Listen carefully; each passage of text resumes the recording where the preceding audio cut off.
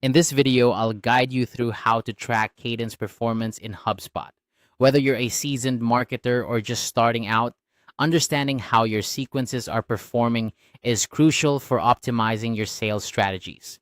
So let's dive right in and explore how to effectively track this within HubSpot. First, let's navigate to the sales section of your HubSpot account. Once you're logged in, look for the main navigation menu. It's typically located at the top of your screen, and you'll see several options like contacts, marketing, and sales. Click on Sales. This is where you'll find everything related to your sales processes, including sequences, which are essentially a series of automated emails and tasks designed to engage your prospects. After you've clicked on Sales, a drop down menu will appear. Here, you'll want to select Sequences. This section is where you can create, edit, and most importantly, analyze your sequences to see how well they're performing. You'll notice that each sequence is listed with its name, description, and other useful details. Now, to track the performance of your cadences, you'll need to focus on the Analyze tab. At the top of the Sequences page, you'll see several tabs. You might be on the Manage tab by default, which is where you can modify your sequences. But for performance tracking, we're interested in the Analyze tab, so go ahead and click on that. Once you're in the Analyze tab, you'll be presented with a wealth of information about how your sequences are performing.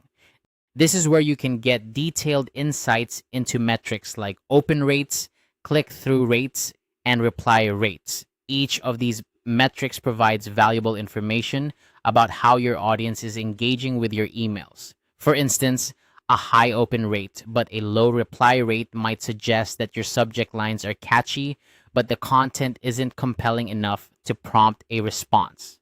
You'll also see data on the number of enrollments, which tells you how many contacts have been added to each sequence. This can help you understand the reach of your cadences. Additionally, pay attention to the bounce rate, as a high bounce rate might indicate issues with your contact list and don't yet beneath contact lists such as outdated or incorrect email addresses. Take your time to analyze these metrics.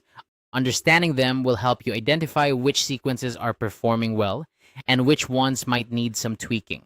For example, if a particular sequence has a low open rate, consider revising your subject lines or testing different send times to see if that improves engagement.